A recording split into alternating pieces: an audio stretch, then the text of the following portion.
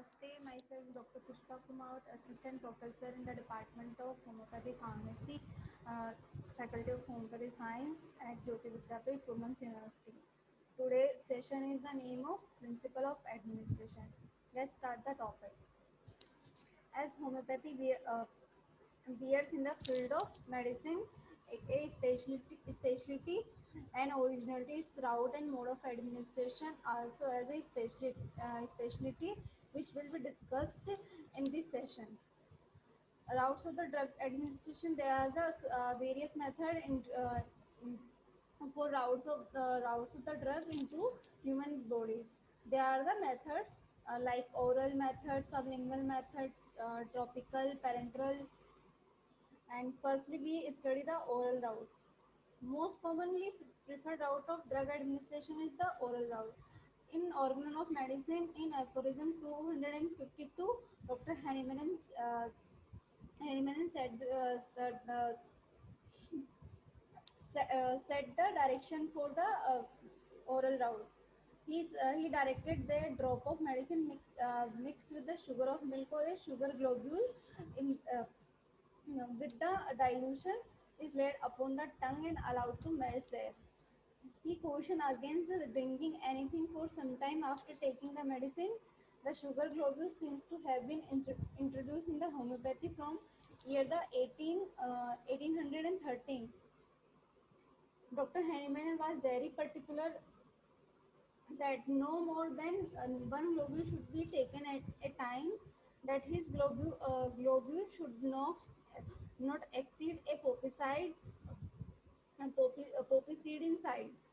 Medicine given in the form of in all route like aqueous solution, syrup, em- emulsions, mixture, powder, capsules, or pills.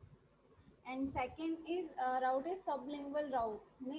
This route is adopted in case presenting with a thick coated tongue which interferes with the absorption and action of the local medicine.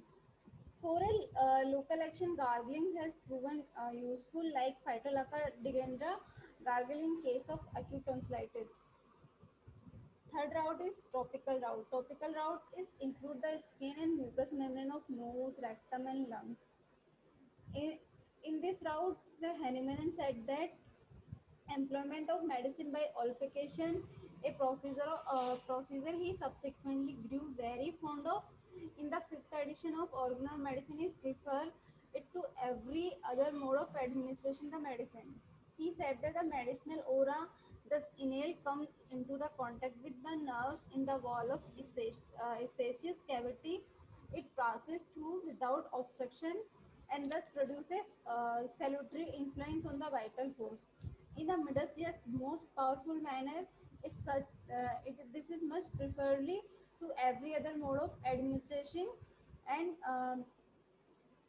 Dr. Hellman said views regarding topical application has frequently uh, uh, changes of aphorism 197 and 198 of fifth edition of Organon of Medicine.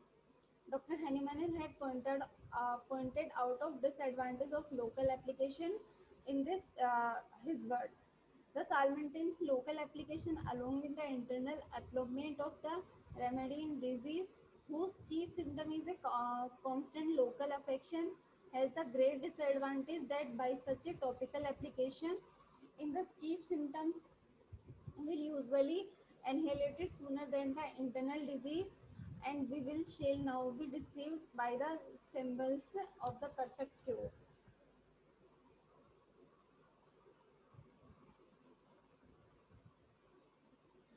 Olfaction method. Several or just one globule is moistened with the liquid medicine and placed in a small phial. The patient hold open mouth of the phial first in one nostril, drawing in one air and out of the phial in the himself. If a stronger dose to be given, ask the patient inhale the same vapor with the other nostril, more or less strongly depending upon the prescribed strength. In case both our nostrils are obstructed, if either they are suffering from cold or nasal polyp, inhale through the mouth by holding the open mouth of the phial between the lips. In case of small children, the open pill may be placed near their nostril while they are asleep. Repetition of olfaction in the same as that of the oral route. Olfaction is required some special cases like uh, oral medicine are not possible in cases lockjaw, tetanus, or during an epileptic fit. In idiosyncratic patients, also mucosal absorption, rectal absorption, generally in the form of suppositions, nasal septum by putting powder on the nasal septum. Skin absorption method is it is done by the form of liniment, lotion, and ointment. Mode of application: epidermis, that is by the rubbing or friction through the entire cutaneous surface of the body, like this. By rubbing or friction, according to the footnote of 292, rubbing, it appears to the fear of the action of medicine is only this way the friction makes the skin more sensitive and living fibers, thereby more capable of feeling as it were the medicinal power and communicating the whole organism of this health affecting sensation. For example, application of lotion, ointment, etc. over unbroken skin.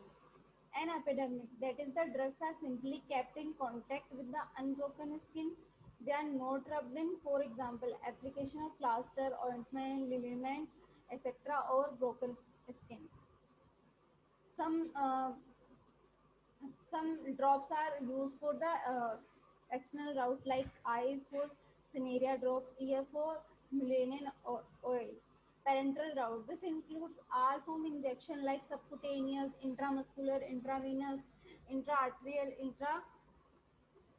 intrathecal route, intraventricular, intraarticular route, cavity route, intraamniotic route. Hmm. Hope you all understand of the route of administration of medicine. Namaste.